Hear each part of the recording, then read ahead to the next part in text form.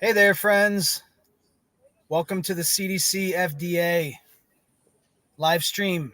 We're a few minutes late here later than normal on our Tuesday. It typically starts 4 Eastern, 4 Pacific, 7 Eastern, and we're a few minutes late here, but folks jumping on, let people get on here, and we have a great show for you today. I've got discernment with me, of course, because healing is free as long as we have discernment. Discernment, how you doing, my friend? I am close to spectacular. Life is good. We got some sun yesterday and today. Got energized from sunlight, no doubt. From what? From the sun being out? Sunlight, yeah. Nice, nice. Yeah, we just had 2 weeks. I haven't seen the sun in 2 weeks, Doc. Wow. But that's just me. Okay. So that's East Coast. East Coast, we don't get the sun like you do in California, man. That would be nice. But Yep. whenever it's out, I'm there looking at it. Nice. Well, I've been out on the beach today, and really great spot down here, a few hours south of where I live. I'm down here in Encinitas, and it's a really cool little town. Have you heard of Paramahamsa Yogananda? No.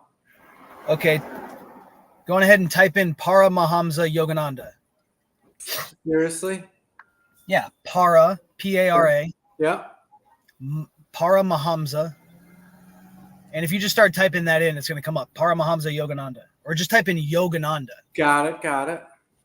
And you'll probably see this one picture of him with his face. He looks young. He's got like long brown hair, really sweet, soft face. Yes.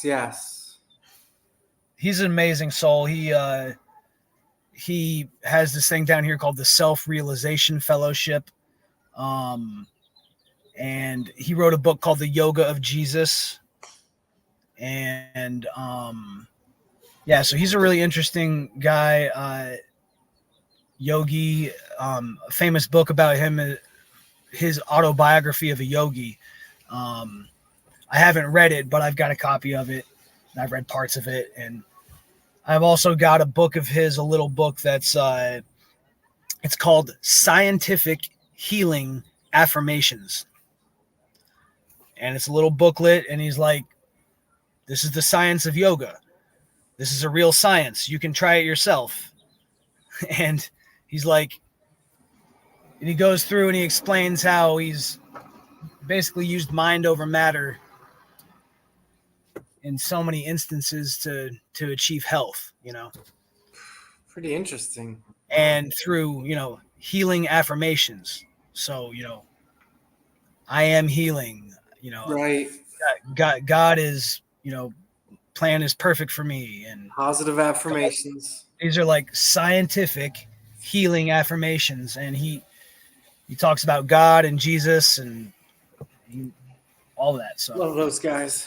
really interesting stuff. But he's got one up in he's got at least two that I've been to that are like meditation gardens, and they're epic.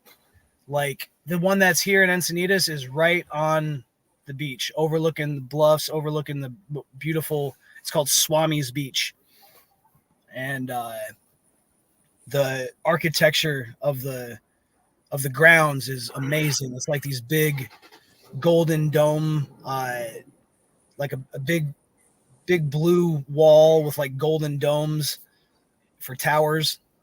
It's really cool. Cool. So yeah, I'm down here, and I've got a few people I'm working with doing body work that booked me to come down, and so I did that yesterday, and again this morning, and again tomorrow morning. I got another appointment, and then heading back up to Santa Barbara. So Beautiful. Yeah, brother. It always looks beautiful in the background when I see you. Well, let me. The sun. I'm out here at a Starbucks, hooked up to the Wi-Fi. Yeah. Can you see? Wow. You see the ocean? pretty. Oh, it's just so awesome. Well, the ocean's out there. Oh yeah. There's a Starbucks. Good times. Yeah, so Encinitas, California. California. It was a bit of a drive, but not too bad. Not too bad. People need a little encouragement. Yep. Well, shoot, we've got. Look at this. Do you see that? Yeah. Those two people wearing masks walking by. Oh. Pretend they weren't wearing them. What's that? I was pretending they weren't wearing masks. Yep. But So hey, but I have to say that is about the only people I've seen today wearing masks. I think maybe so. Even here in California, it is just about. It's like only a small percentage of people are doing that. So. yeah, at some point, the air will be less scary to breathe. Well, I don't know what to say. well, there's times when it makes sense to wear one of those, like if there's a chemical toxin in the air, like from a train wreck or something like that, I would put on an N95 mask if I had one. That's right. But I would do it if I was painting or sanding or using harsh chemicals. yeah, exactly. But I'd want more than like some little paper mask if I'm using harsh chemicals. Right. And we've all done it. Almost all of us. At the beginning of 2020, I was wearing the mask. So I had to enter, work, and I had to wear a mask. Yep. Well, I believed in it and thought that it was important to wear it for, I think, about a month. And then I was like, wait a minute, this is not adding up. Yeah. So 1 whole month, huh? I'll have to talk with Julia and see if a month is, maybe it was more than a month, but not much more than a month. Yeah. So yeah, that's when I woke up. I mean, sometimes we can thank those who planned this kind of stuff. Thank you for waking me up. You pushed hard enough. You pushed just so hard that I went and did some research. And since then, I found so much more because of so many other people finding research. It's not easy to find. It's not easy to find old studies, first of all, but even just old newspaper articles, it's tough to find that stuff. And when you do find a couple, you're like, wow, this all seems so familiar. In the late 1800s, early 1900s, they had similar things. Whether it was against, bacteria causing illness or, the injections. So yeah, you can find old articles, obviously advertisements, and they're scary, but the opposite of fear of breathing something from someone else's breath that'll kill you. Meaning they're like, do not vaccinate, you're gonna murder your children, like stuff like that. Like, okay, and then it just, if you think about it, it makes sense. Doc and I are really, it's clear to us that our bodies were made and whatever, designed or whatever, and there weren't too many mistakes. There weren't any mistakes made. Okay, so trust nature and trust what should be obvious to us, but we've drifted away as humans, away from nature into civilization, and then you just, wow. For some reason, people can't see that what's natural and made was designed best. We can't do better than that. Just getting over here where I can get a little bit better connection. Very well said, my friend. It's just so obvious to us, and I'm always thinking of different ways to explain the obvious to people. Hey, What was that? chemicals, they're synthetically made in a lab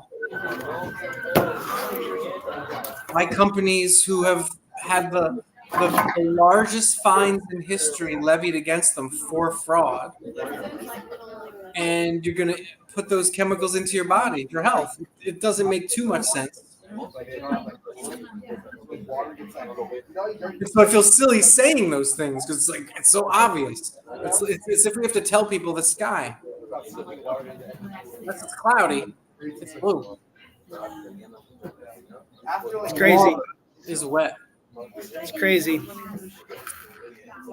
Yep, it's hard to know. Hey, this is okay. So this is going to not my YouTube, right? It's my YouTube and our X's. Cool. Well, we have 20 people watching this. Thank you all for watching this. I hope the sound's not too bad. Let me know, how's the sound over here?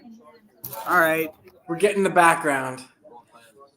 I'm going to go back over it. I appreciate that those people are talking about what they saw on the news this morning and what they watched on TV last night, but I'm not into Hear that. it? Did you hear what they were saying? No, I'm kidding.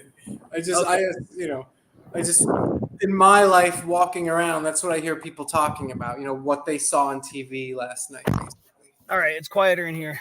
Sure is. Cool I'm shirt. using a laptop to do this. This is so amateur hour. Okay. What's important is what's important. Yeah. People don't want to see up my nose, though. Now they see my belly button. That's a sweet shirt you got for sure. Well, that's the only kind of shirts I get, man. Cool. Thrift store. Ninja. Popping tags at the thrift store. At the thrift shop. This is so annoying. I'm sorry for the people that are watching this. Yeah. Okay. There we go. That's a little bit better, maybe. Good enough. We're going to have a good show here, guys, starting in a minute. Starting literally right now. Okay. Discernment. Are you ready? We're going to do a little Qigong, few breaths right here. We'll just do 3 breaths because it's important for everyone to understand the importance and the power of 3 purging breaths. We have all these routines and things we want to do, try to do. I want to try to do my whole morning mobility routine every day, and I don't always do it. Sometimes I don't do it. And whatever is going on is just life, So it's easy to have big goals and all that, and that's great. But I want us to focus on the importance of something very, very simple. Because even if we have a big mobility routine and we have this extensive thing, and if we do it daily, we'll actually be doing ourselves more harm than good if we don't do what I'm talking about right now, which is the purging first of any energy that's building up and stagnating.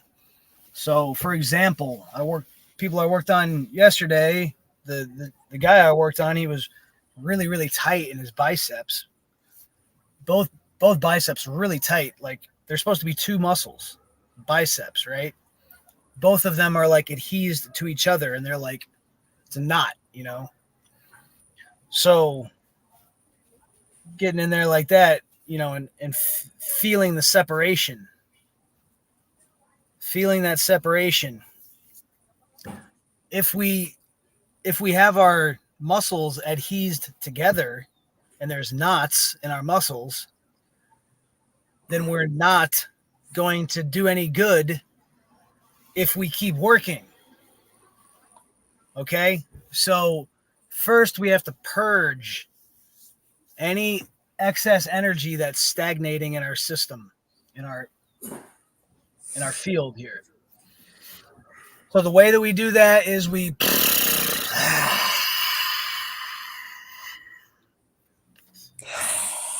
let out 100% of every drop of our exhale before we inhale again. And even when we're working out, if we're bench pressing, you look at the best athletes in the world and they all do purging breath. They do it constantly. while they are performing at the highest level in the world at whatever they do. If anybody watched the basketball game last night, national championship, my UConn Huskies, I grew up in Connecticut, diehard UConn Huskies fan. So yes, I'm into Qigong and basketball, college basketball, and not NBA. NBA is garbage. Take a basketball, okay? Taking a basketball. This is so good right here. I roll my hips out on this thing, and this is a good, if we don't have a medicine ball, this is actually a great way to start right here with the medicine ball protocol. I can't do it in here in the truck because there's not enough space, but this can go right on top of the head and do your yoga with a basketball on your head, and it'll take it to the next level, and it'll help you work up to the medicine ball, and then you'll go to the next level, strengthening all this in here. My point is, we're working out wrong. We've got so many people that are working out. They're trying to get buff. They're trying to get in better shape. They're trying to get healthy, and they're doing it wrong because they're being told, "Here, take a dumbbell in each hand and take kettlebells and hold them in your hands and do a bunch of swings and here's all these different things in your body that you want to work. And in order to do that, squeeze really hard like this and hold on to something, and then you can work your shoulder, you can work your core." No, that doesn't make any sense. We're working all this up here that's already so tight. So letting all that go, letting it go, and purging out tension before we start to strengthen again. Okay? So that's a long-winded way of saying 3 breaths is the most important thing. 3 purging breaths is the most important thing we start with. We purge out first, then we strengthen, then we balance. So we're going to purge right now with all these words I've been saying, all these ideas. Let's get them all out of our heads. Let's actually feel this right here. We're going to breathe into the nose silently, expanding 360. And all the way out.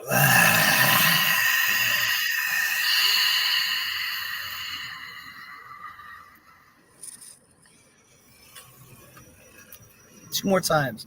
Into the nose, silent.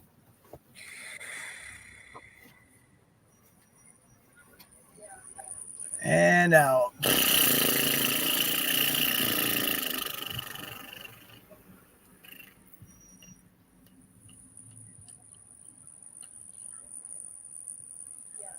Relaxing the shoulders and the sits bones. And on another exhale, feel the crown of the head extend up to heaven.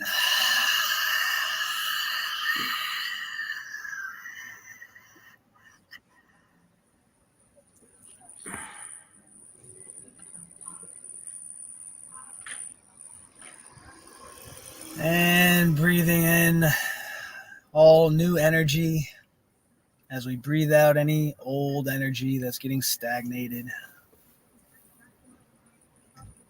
Remembering that each breath is our best method to strengthen ourselves by breathing in slowly and relaxed.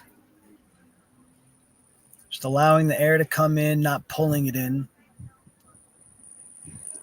Expanding in all directions, creating space inside of ourselves. And then out of the mouth.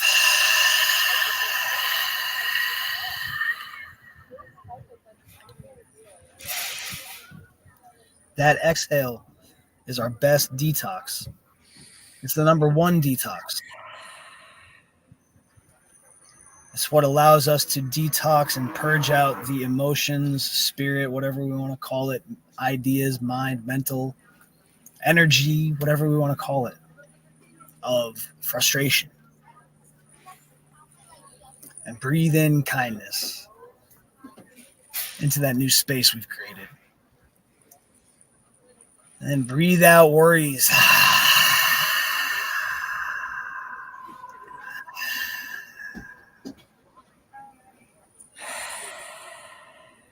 Breathing in trust.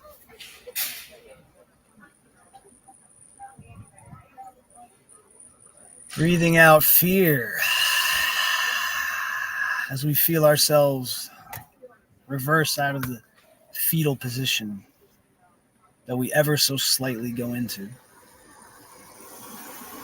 We get taller and stronger and stand up with more space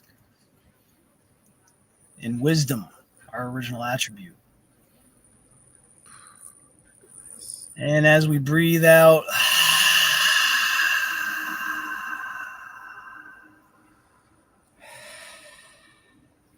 releasing any old energy. We breathe in the new. And if we're able to remind ourselves that the sky is above us, and this energy wants to flow from the sky down to the earth, just like water, through the path of least resistance, and from the earth, through our bodies, through these bodies, up to the sky, through the path of least resistance. And we know that letting this energy go is not hard.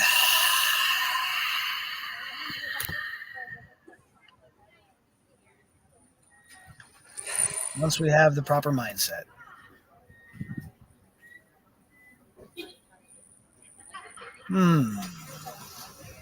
Well, thank you for doing a little Qigong with me here. Energy exercise, energy work, whatever you want to call it. Acknowledging that there's more to this body here than merely what we can touch. Although what we can touch, that's nice too. It's good to touch and feel it all. I like to do it with the acknowledgement that this is a point of conduction. Merely. With energy radiating from the inside out. Sort of like a sun. Sort of like what we are. We're little mini suns on this earth. I like it. Well, thank you for doing some Qigong with me. We've got 34 now. Thank you all for being here. We're 22 minutes in. We're going to try to keep it to about an hour today. So we've got about 45 minutes left. And this first portion here of Qigong, we must acknowledge is brought to us by the element of wood. Wood is the element corresponding to the spring season, which is what we're in right now in full bloom out here. It's just gorgeous. It's a element of kindness, the original attribute.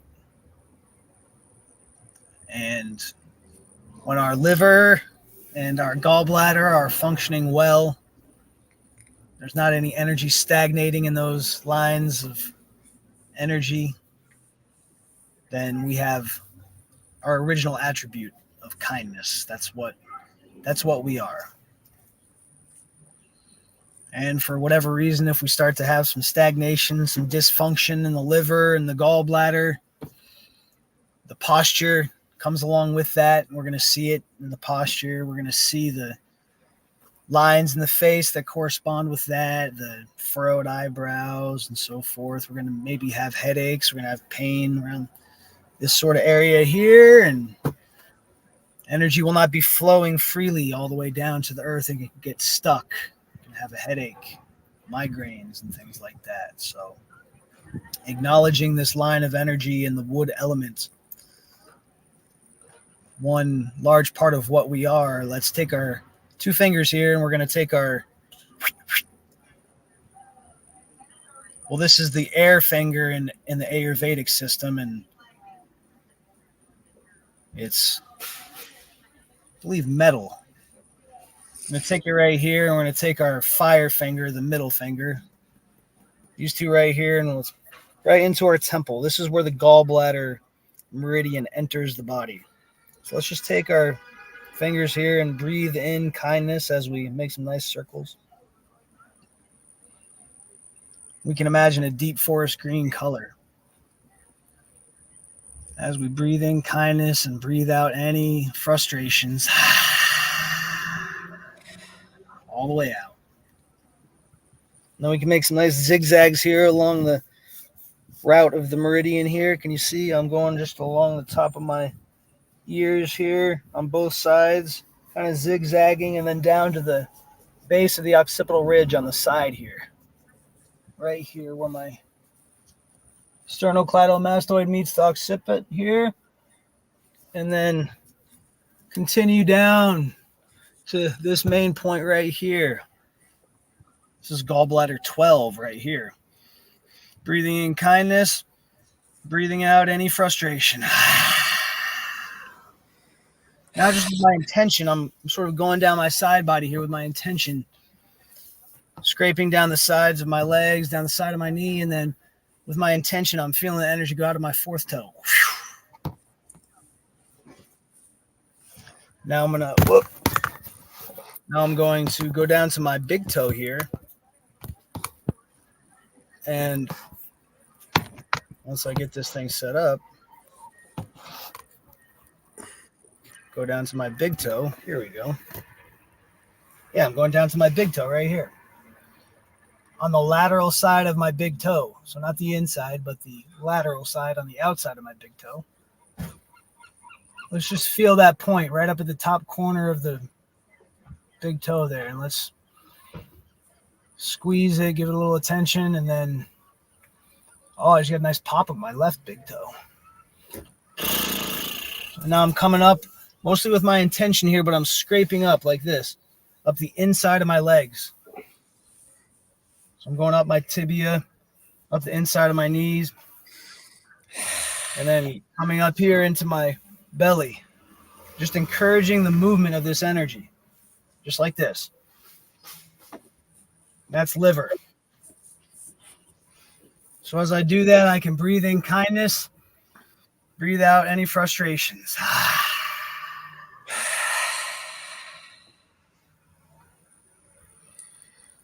Okay, well, that little portion of Qigong and body work is brought to us by the element of wood. Enjoy yourself some nice wood this springtime, folks. And breathe in the kindness anytime you feel any frustrations or anger. Breathing in kindness for ourselves and for others. That's right. Okay, so just had to get that out of the way. Had a little sponsorship thing.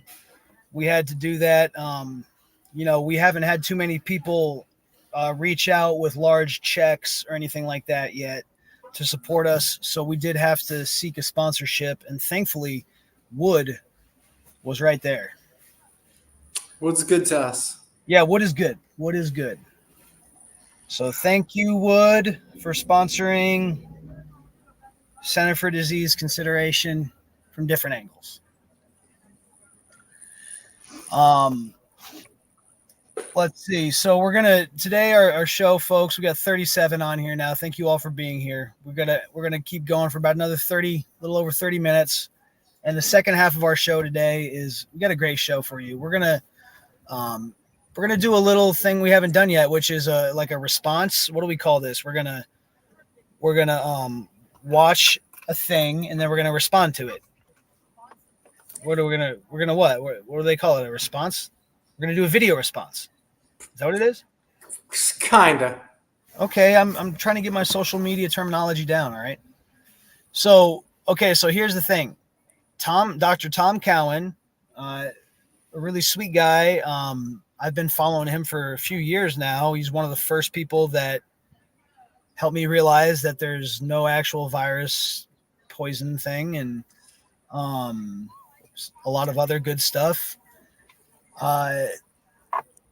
Also, Alex Zeck, who's put together this thing called The Way Forward, which is like a podcast basically, but also he's got a website, which I'm a part of. I pay $5 a month, I think is what I pay, but you can pay whatever you want and join the website. And basically it has like just a nice community on there. And I just figured I'd support it because I liked what he's trying to do, which is basically he's trying to, create a new culture. That's what we need to do. We need to create like new Just like we're trying to do with CDC-FDA. We want to create new written materials and printed resources so people don't have to destroy their eyes to learn lies. Write that down. Okay? Why destroy your eyes to read a bunch of lies? Subscribe to CDC-FDA and we will materialize some perfect resources printed for you. Okay? So go to cdcfda.com and fill out the form and click submit. And then once we have our fundraiser and all that stuff and our membership portal and all that's together, you'll be able to be a part of it.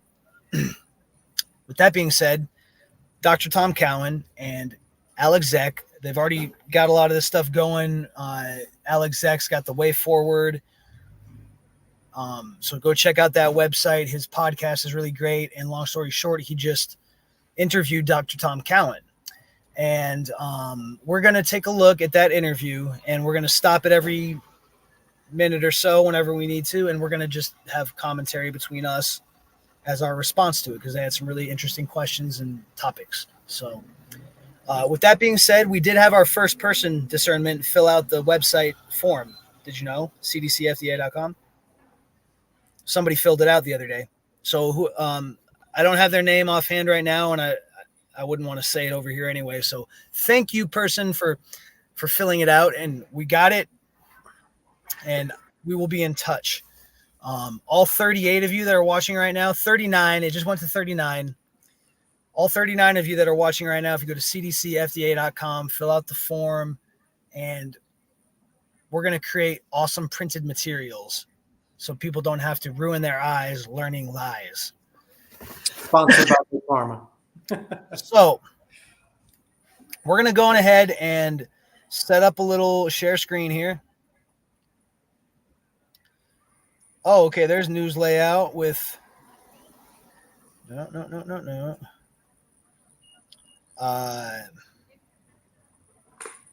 So we're going to bring up this show and we're going to respond to it, folks. It's called The New Biology Clinic featuring Dr. Tom Cowan. And there we go. Are you ready, my friend? Ready. Okay, let's do it. I'm pressing play. Let's start with this. What is the old biology and why is it wrong? Yeah, it's a good question. Well, the reason it's also an interesting question because you could also distinguish the old biology, which was right, and then there was a new old biology, which is wrong, and now we're trying for a new biology, which is a lot like the old biology, which was right. Discernment. I'm just wondering which biology he's referring to. All right. So I'm guessing they knew stuff back then and it's been lost. Aside from that, it's been purposely lost and forgotten, and they brought you something new, a new paradigm.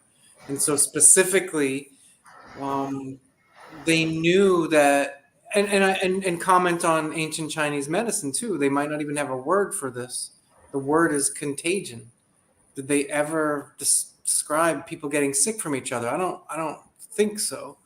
But let's just say in the 1850s, 60s, 70s, 80s, there was a huge fight, and a lot of people knew that microbes weren't a cause of disease. But later on in the 1800s, they started pushing that it was, and those reasons should be obvious, right? You can instill fear and control people and sell them things. And so the old biology was what Dr. Cowan said was pretty more accurate, and we don't even know it. We're trying to relearn these things. And so then the new biology he's talking about is more current, meaning we're relearning that old biology and seeing that what was in between there, pushed by, let's just say, evil men and even the AMA and things like that, it's pretty obvious that it's wrong. Yeah. Yeah, that's interesting. I wonder. I think he's probably talking about like the Greeks, right? Like what they back in the day, the Greeks, Hippocrates and Galen, and these guys had probably a better understanding than your average medical doctor today.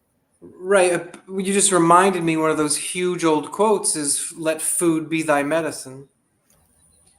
Right. And therefore it's not really medicine, it's sustenance, and right, it's something else. Right. Yeah, medicine is bogus. Well, I think one of the old definitions for medicine is kind of not the definition, but it also kind of means basically a toxin. It's toxin, and so it makes your body purge basically, and therefore cleanse. So with old medicines and medications, they were made to, and of course they were mostly herbs back in the day, things like that. They were made to purge and get your liver, gallbladder moving, to move things out. Yeah, that's so dumb. And so back in the day, people weren't sitting around eating salads. They would use, plants and herbs sparingly when they needed to, for whatever reason. There's a trillion reasons. But today we eat these things as if they're, good for us. And obviously I haven't prepared to take a real side on that, but today things are worse because they also spray plants, right, with herbicides and pesticides. So okay, I'm gonna keep going. Please do. And I would say there's somewhere around 150 years ago, but it really goes back before that. Science, including biology, made a change in philosophy. And everything we do in science and medicine, biology, in a way came from that. So let me, I just thought, we just happened to be writing this. Here's two descriptions of what I mean by that. One is by supposedly the most brilliant scientist ever, at least of the last 100 years, times man of the century, 20th century, Albert Einstein. Okay, here's what he said from the book, The Structure of Scientific Thought. The axiomatic basis of theoretical physics cannot be an inference from experience, but must be free invention. Now, what does that mean? It's a lot of big words. Inference from experience. So discernment, I saw you throw your hands up. I think Dr. Cowan's about to point out that anyone can make stuff up and fabricate things and use their imagination and tell stories. It's that simple, I think. And that's not what we're trying to do with science when we're trying to show something, the way something might work, and then of course repeat it many times. But that's not that. That's just, as he said, inventing things. Right. And he said in the past, that's inventive reasoning. You made it up. You didn't see something real and then use inductive reasoning. You just started making stuff up. And we kind of know why. We'll get into it later. Okay, here we go. Experience means you see something and try to understand what you see. Or you do an experiment and you try to understand what happened in that experiment. Free invention could also be called making shit up. Exactly. Right? Right. And he said that from now on, the way we do science is we're not going to see what's real in the world and then try to understand, make inferences and understand what happened. We're going to make shit up, and then we're going to try to rationalize why we made that up. And he doesn't say this in this quote, but then once that every time you do that, it gets disproven 100%.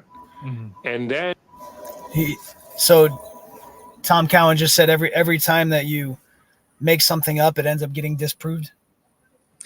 Pretty much, because the odds and probability of you being correct we can't fathom. It's astronomical.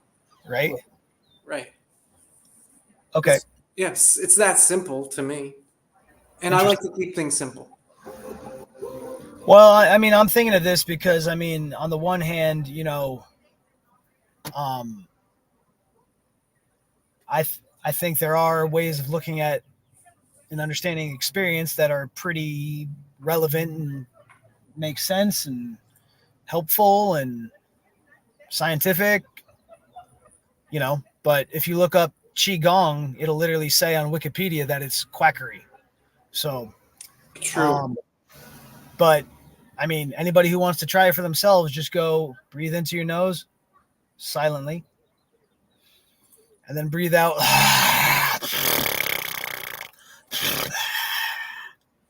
and see if you feel more relaxed. You can actually experiment with these concepts yourself without having any technology, without needing to have any money. That's right. These ideas that are considered a science, like I started out talking about Paramahamsa Yogananda, scientific healing affirmations. It's so offensive. It's so messed up, our culture, Yeah. Our culture will be like, that's not science. Of course, yeah. Like, I can literally show you their books translated into our language saying this is science. This is a complete science that you can try it for yourself. Yeah. So it's insanely like these people that, I don't give them I do not call them liberal because they are fascists. They are ethnocentric racists. The people that will torture animals because they have a headache. So they will literally torture animals and send more of their money to rich people because they have a headache and they don't want to either figure out how to take care of it themselves or go pay somebody down their street to give them a foot massage. Right. And there's foot massage parlors literally all over the place. $20 an hour. You can go and get a freaking foot massage for $20. Give them a $10 tip and they'll be happy. Give them a $20 tip, they'll be ecstatic, and that's probably what they deserve. $40 for an hour, get a foot massage, and your headache is gone. Why are you paying $40 for your copay, or probably more than that? And then your insurance goes and pays some quack doctor, quack, who will quackity quack. They will not even quack you back. They will not do anything for you. They will not help you at all. Have I told this story on here yet? How there's a guy that literally crawled across the street from the emergency room? That was a few months ago. Did I tell you about that? You didn't. Okay, I've got to tell this story on CDC-FDA. This story sums it all up to me. This happened maybe 4 or 5 months ago. I live right across from a major hospital, okay?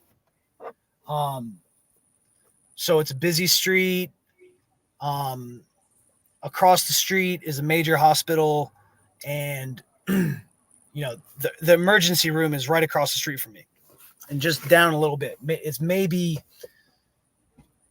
It's like 5 football fields most, to walk to it, or less, just a few, like to get all the way into the ER.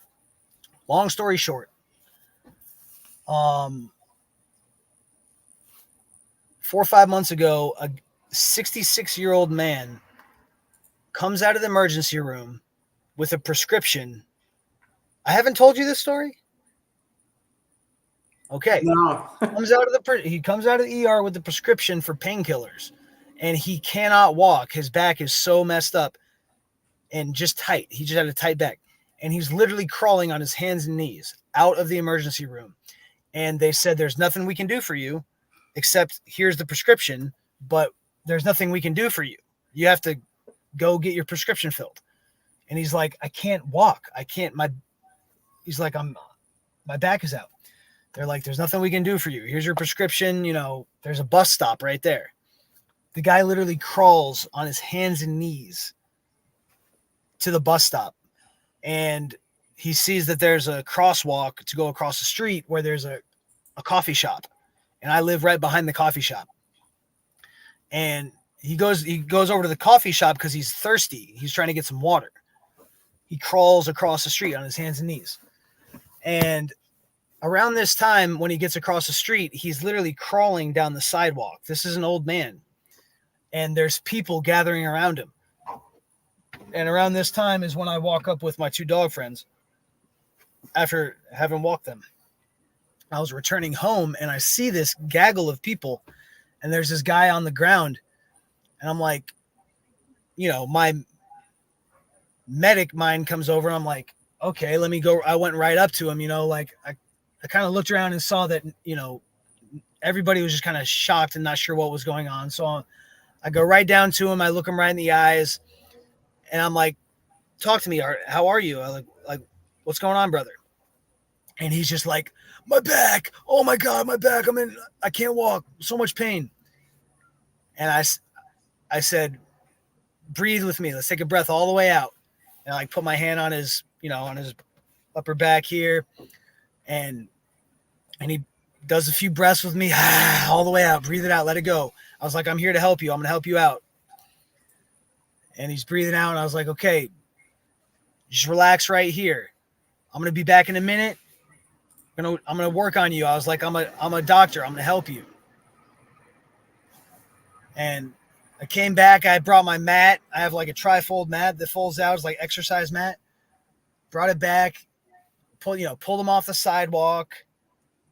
Put my mat down right on the blacktop of the parking lot between this coffee shop and an apartment complex that's like in front of where I live. And he gets on the mat. Long story short, 90 minutes later, he gets up and walks away on his own. 90 minutes. It took 90 minutes. And it took every bit of those 90 minutes. If I could have had it done in 30, I would have done it in 30. 45 minutes was not enough. 60 was not enough. 75 was not enough. Keep going, keep going, keep going. I knew that at some point it was going to all relax. And, you know, his back was super, super tight. And, you know, I could get into exactly what was going on or whatever, but it's just, you know, there was a bunch of tight muscles and tendons in his back and he needed to get into certain positions and get an elbow in there and breathe through it. And, you know, it would have cost him a couple $100, you know, to get that treatment from me if he found me on the internet or something, you know. But he happened to find me at a time when I didn't have anything else going on and I didn't like seeing somebody crawling on the sidewalk, you know. Especially as an older gentleman, you know. And anyway, long story short, the medical doctors are the biggest quacks in the world, and they are done. They are so done. They've been exposed, and there's literally every single woman who can't even speak a lick of English at the Thai massage parlor in your hometown.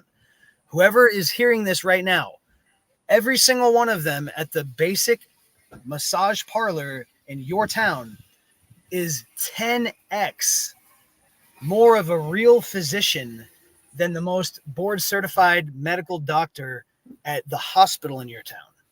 And in fact, nothing that they will do is going to hurt you. It's only going to be helping you probably, basically. So you couldn't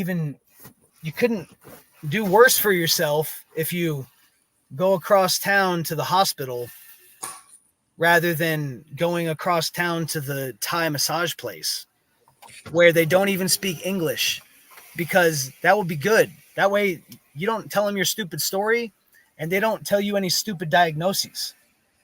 Get out of your story. Everybody's got a story of why they have a million different traumas. Okay. We can compete over stories if we want and who's got the most victimhood. But we are all victims in a sense, and we're all perpetrators in a sense, and we're all survivors in a sense, you know? So my point is, don't take your pain and interpret it in a way that makes you think you have a need. You don't. You don't have a need. What you have is a lack of movement. You have a stagnation. You have a dysfunction of something that really wants to function and would much prefer to be used at its height of ability. But for many different reasons, we haven't used the function in a long time. And I keep going back to this because I think it is the greatest example. It is the greatest example for how many years, for how many generations of our phenotype, whatever you want to call it, of our development, did we have heavy stuff on our head? A lot. Okay? Whether it was because the Pharaoh wanted us to pick up a bunch of stuff and tow it, you know, hundreds of miles, heavy stuff. Guess what? That's going to get all strapped around your chest and your upper chest and your neck and all of it. You're going to have a helmet strapped on, pulling it too. All of it. Walking forward with all of it. Oh, you need to go get some water? And the year is 800 AD. Guess what? You're going to have to put a large vessel to contain the water on top of your head, and you're going to have to walk with that thing empty all the way to the water on the undulated terrain and figure it out. And every time your toe and your ankle steps, you've got 3 times heavier your head. So now your ankle is having to account for that, and your knee and everything is working that much harder. And then you've got to go put the water in the thing and take it back with the water in it. And it's really, really heavy now. So if we're not using this functionality of all this, if we're not pushing things with our nose and with our cheek and with our chin, imagine yourself like a snake with no arms and get on the ground and move weight around with your neck and your head. And put weight on top of our head and walk around with it and move our head and get it so the weight is not a big deal anymore. If we start to use these functions that for hundreds of years now, humans have stopped using these functions. Okay? Unless you live in poor places of the world where they don't have running water still, and then you look at them and you see they have beautiful long necks, right? They're in perfect shape. So my point is, we don't have some need other than a need for movement and a need for breath and mindset change, which all comes together. Breath, movement, mindset change, right? When I breathe into my nose and I realize that this is a movement, I'm breathing in and I'm expanding space inside of myself. This is a movement. And when I breathe out,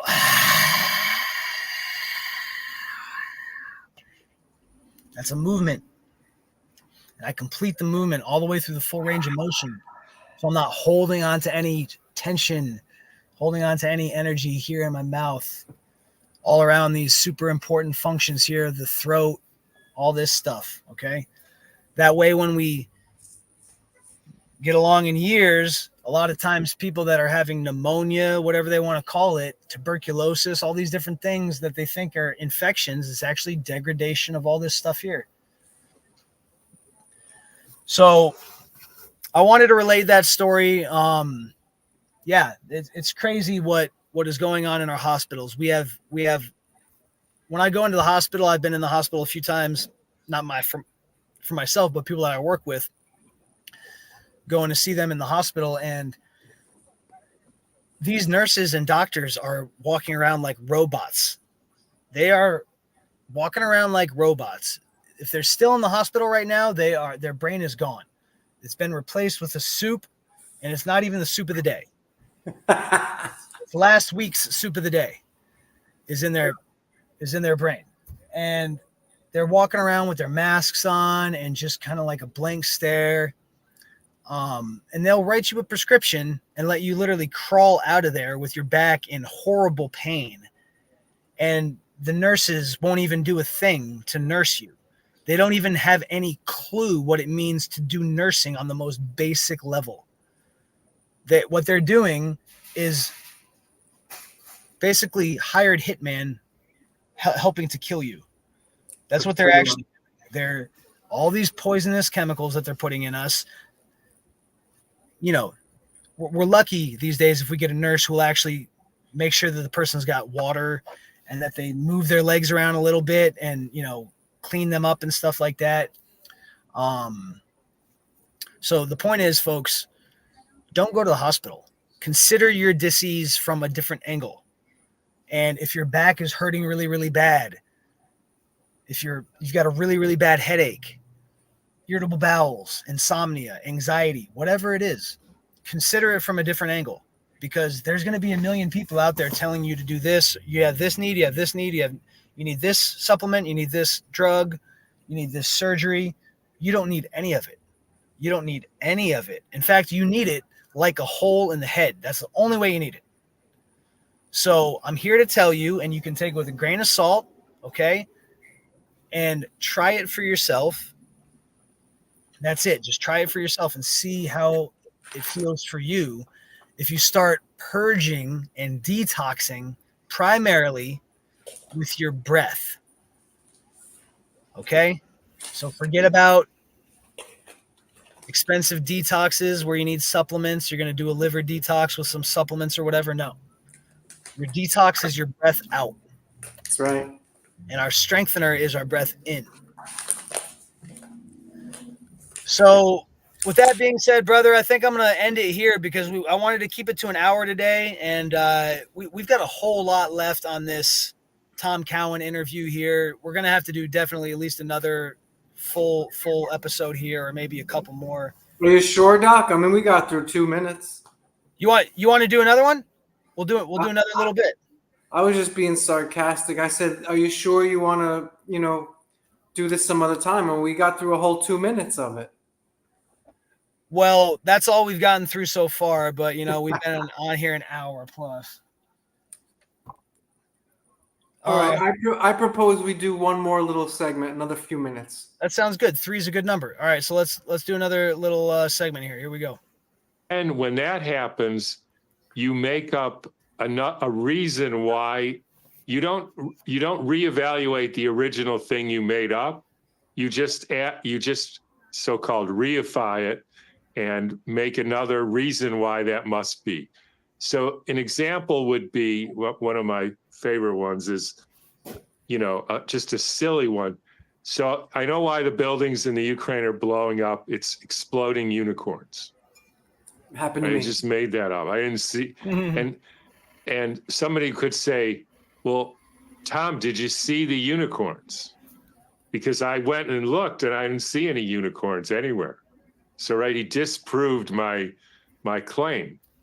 So then I got caught and I could say, oh, you're right, there's no unicorns. Or I could say, dumb shit, Alec, they're invisible unicorns. That's why you can't see them. Like, don't you know that? They're invisible. Wow. And then it takes a while before somebody disproves that. Next thing you know, you forgot that in the beginning you made up the unicorns. Mm-hmm. So if you go through a list of the things they made up in the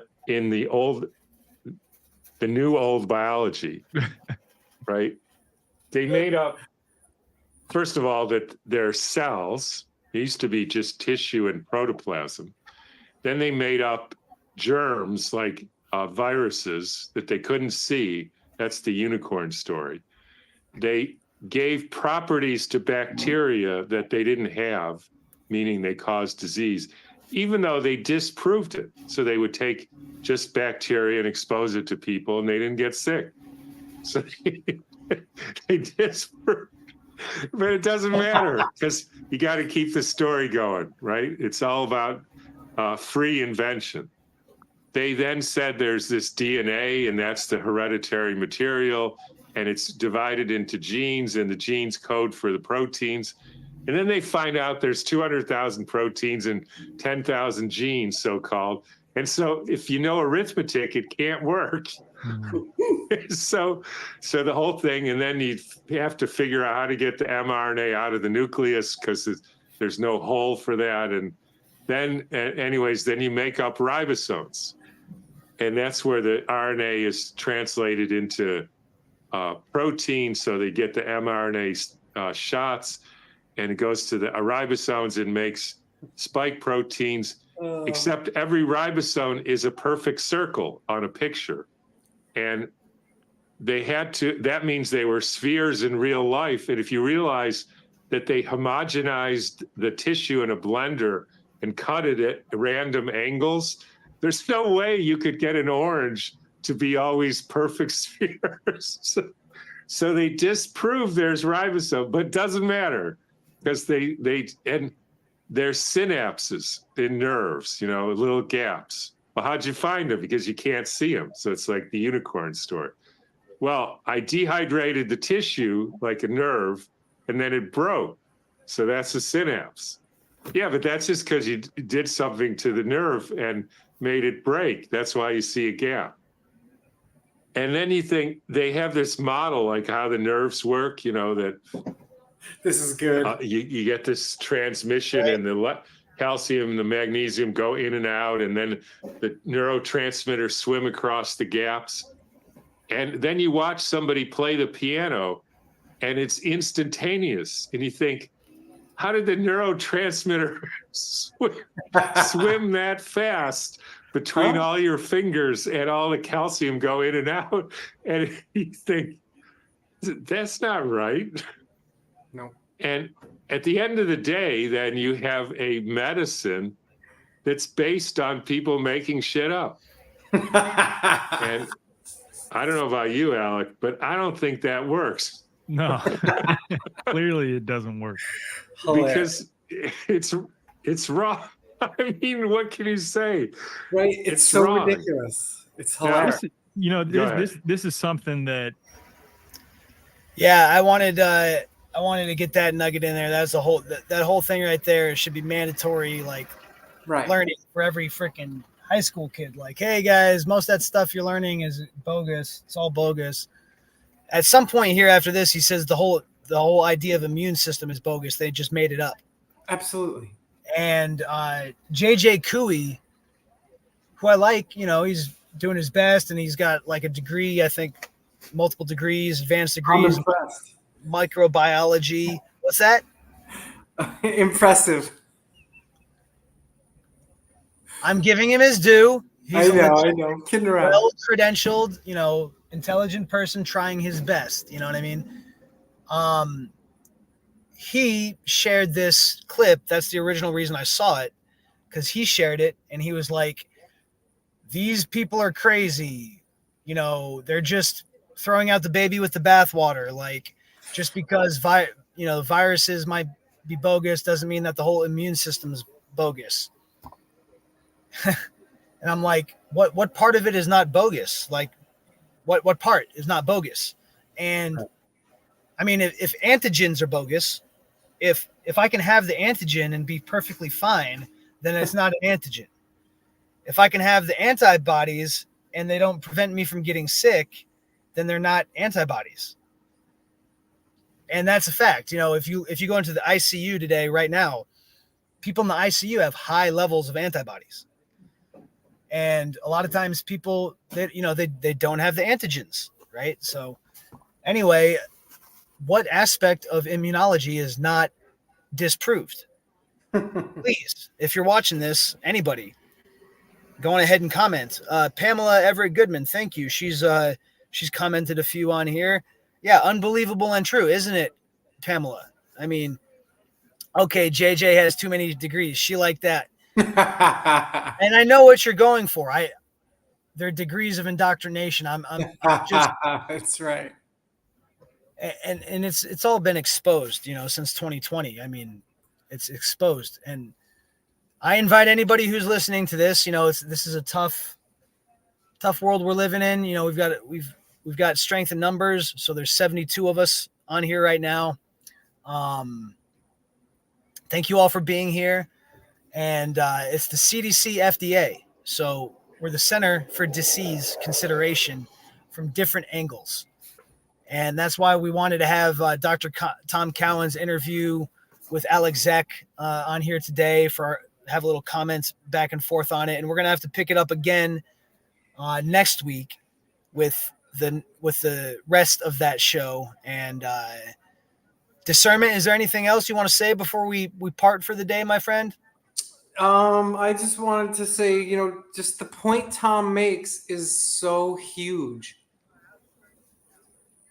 It's at the foundation of why modern medicine is wrong, why doctors are quacks, why, we see more obese people every year, more people with cardiovascular disease, diabetes, one of the most, quote, diagnosed thingy things ever.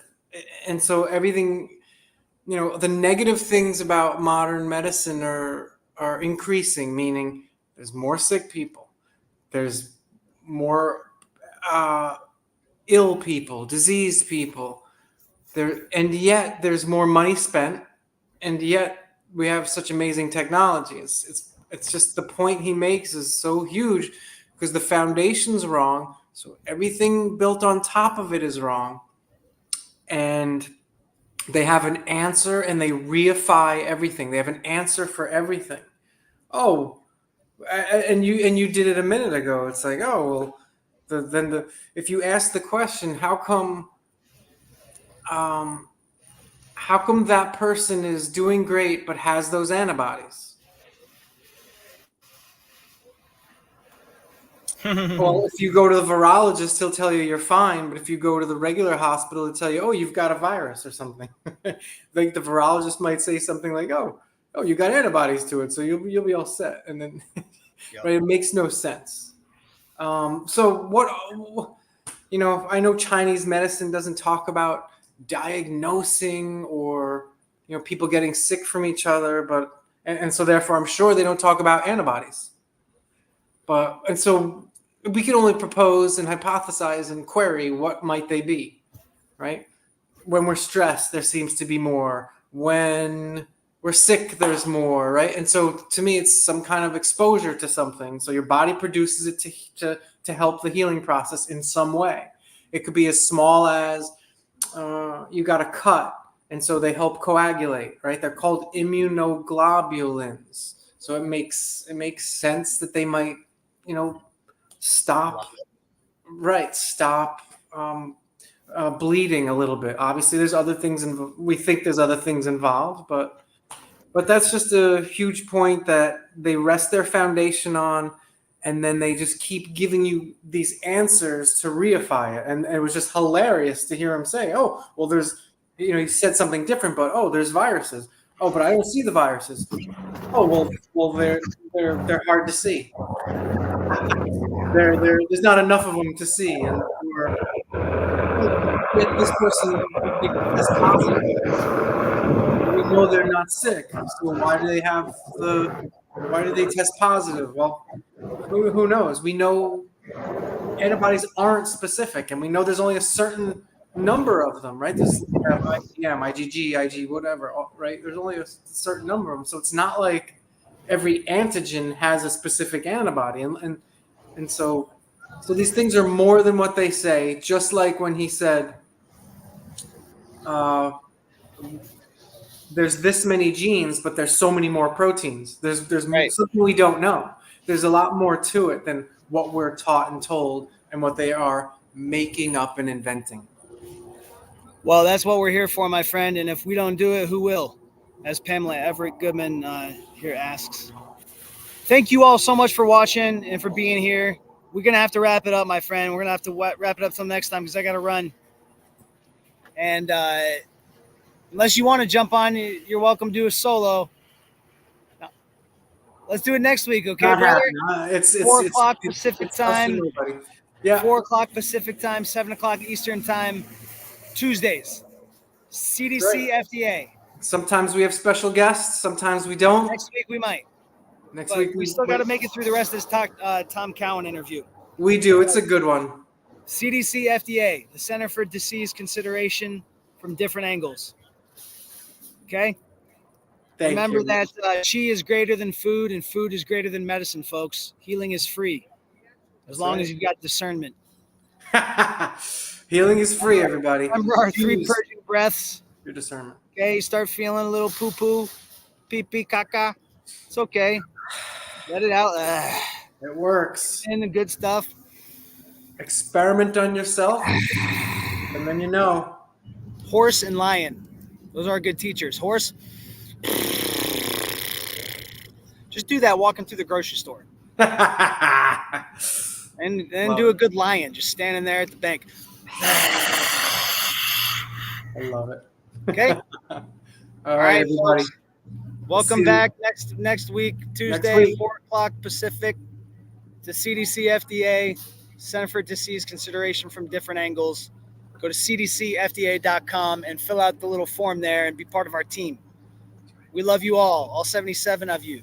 Thank you for being here. Thank you. Thank you. Love and light. Hopefully we'll see you next week. All right, brother. Much love. Much love. All right, then we're good. We're good. Shawnee, how you doing?